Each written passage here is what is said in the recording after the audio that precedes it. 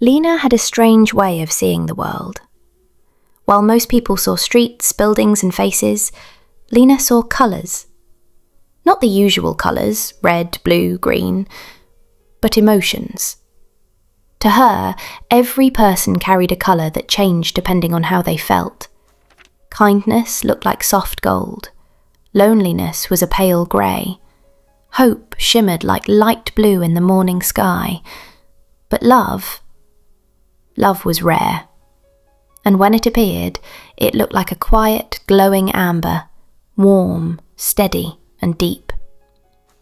Lena didn't tell anyone about this. People already thought she was different because she spent more time observing than speaking. Until the day she met Armin. It was in a small bookstore. Lena was standing near the window, flipping through a novel she wasn't really reading. She was watching people instead, watching their colours shift and fade. Then someone walked in. At first, she didn't even look directly at him, but something caught her attention. Not bright, not loud, steady. She slowly raised her eyes. Armin stood near the door, looking around as if he wasn't sure he belonged there. Around him, there was a soft amber glow. Lena froze. She had seen that colour before, but never this clearly, never this calm. For the first time in a long while, she stopped observing the whole room and focused on just one person. A few minutes later, he walked closer to her. "Do you know if this book is any good?" he asked, holding up a novel. Lena blinked. I don't know. I haven't read it." That was a lie. She had read it, twice, but for some reason, words felt harder than usual. Armin smiled slightly. "Same. I always judge books by their covers and regret it later." Lena let out a small laugh. The colour around him flickered, still amber, but now with a hint of soft gold. They started talking. Not about anything important, just books, music, random thoughts. But something strange happened. For the first time in her life, Lena stopped seeing colours so clearly. Not because they disappeared, but because she didn't need them as much. With Armin, she didn't have to guess how he felt. Days turned into weeks. They met often, sometimes in the bookstore, sometimes walking through quiet streets, sometimes just sitting without saying much. Lena noticed something new. The amber glow around Armin didn't get brighter or louder. It stayed the same, steady. And slowly, something inside her began to change too.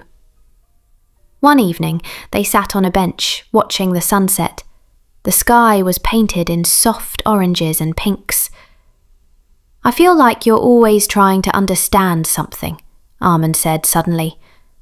Lena looked at him. "What do you mean?" He shrugged. "Like you're looking for answers no one asked you to find." She hesitated. No one had ever come this close to noticing. "I see things differently," she said quietly. "Differently how?" Lena took a deep breath. "I see people's feelings," she said, "as colours." She expected him to laugh, or question her, or look confused. But he didn't. He just nodded slowly. "And what colour am I?" Lena looked at him. The amber glow was still there, warm, calm, unchanged. "You're steady," she said.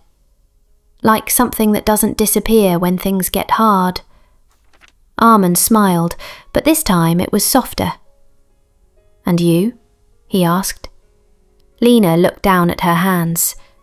For years, her own colour had always been shifting, uncertain, hard to define. But now, she glanced at the reflection in the window beside them. For the first time, she saw it clearly.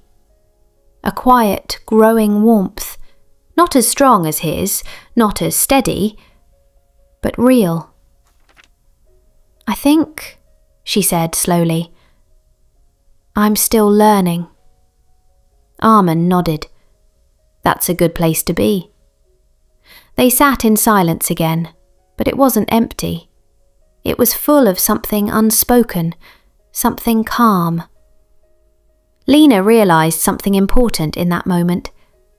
For years, she had tried to understand people by analysing their colours, their emotions, their hidden feelings.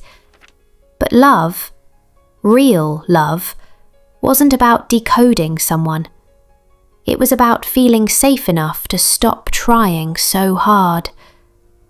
As the sun disappeared behind the horizon, the colours in the sky slowly faded. But the warmth beside her didn't. And for the first time, Lena didn't need to see it. She simply felt it.